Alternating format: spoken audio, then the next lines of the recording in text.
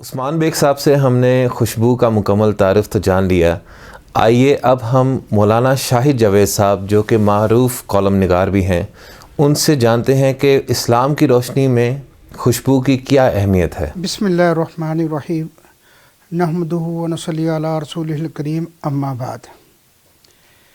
اسلام میں خوشبو کی اہمیت اس سے بڑی کیا ہو سکتی ہے کہ نبی کریم صلی اللہ علیہ وسلم نے فرمایا کہ مجھے دنیا میں 3 چیزیں محبوب ہیں: خوشبو، عورتیں یعنی میری بیویاں، اور میری آنکھوں کی ٹھنڈک نماز میں ہے.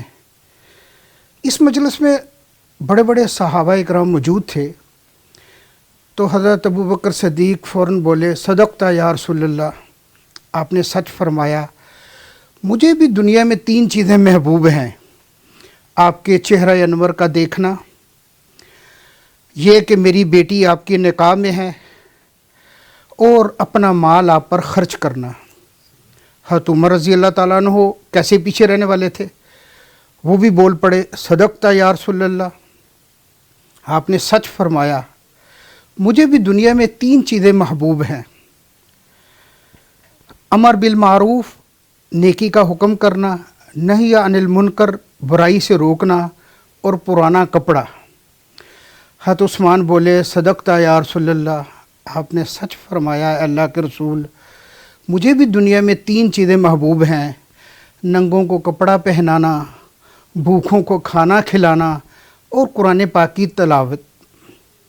حضرت علی رضی اللہ تعالیٰ عنہ بولے، صدقت یا رسول اللہ، مجھے بھی دنیا میں 3 چیزیں محبوب ہیں: گرمی کا روزہ، مہمان نوازی، اور دشمن پر تلوار. یہ مجلس اسی پر ختم نہیں ہوئی.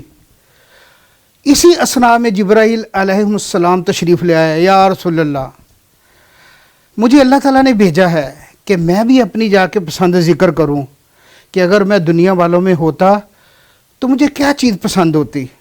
یا رسول اللہ، اگر میں اہل دنیا میں سے ہوتا تو مجھے بھی 3 چیزیں محبوب ہوتی: بھٹکے ہوئوں کو راستہ دکھلانا، غریبوں سے محبت رکھنا، مساکین سے محبت رکھنا، اور عیال دار جن کی آمدنی کم ہے اور اخراجات زیادہ ہیں، سفید پوش لوگ، ان کی مدد کرنا.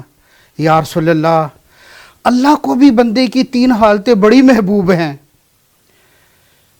نمبر 1، اللہ کے راستے میں طاقت کا خرچ کرنا، چاہے مال سے ہو چاہے جان سے ہو. نمبر 2، فاقے پر صبر کرنا، فاقے کو چھپانا. حدیث میں آتا ہے جس کا مفہوم یہ ہے کہ جو آدمی اپنی ضرورت کو، اپنے فاقے کو لوگوں سے چھپائے گا تو اللہ تعالیٰ 1 سال کی حلال روزی کا انتظام فرما دیں گے.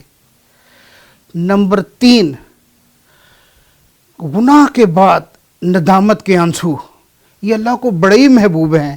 شیخ سعدی رحمہ اللہ فرماتے ہیں کہ جب کوئی شخص، نبی کریم صلی اللہ علیہ وسلم کی حدیث بیان فرماتے ہیں کہ جب کوئی شخص توبہ کا ہاتھ اللہ تعالیٰ کی طرف اٹھاتا ہے تو اللہ تعالیٰ اس کی طرف توجہ نہیں کرتے.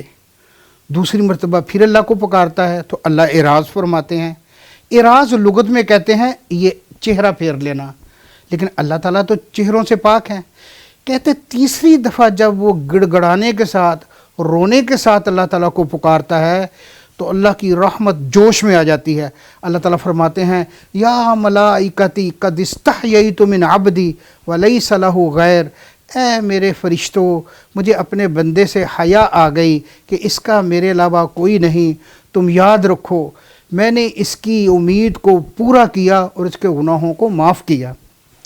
تو بھائیو، یہ حدیث سنانے کا مقصد یہ تھا کہ اس سے بڑی کیا چیز ہو سکتی ہے کہ اللہ کے محبوب نے فرمایا کہ دنیا میں مجھے جو سب سے زیادہ 3 چیزیں محبوب ہیں ان میں ایک خوشبو ہے.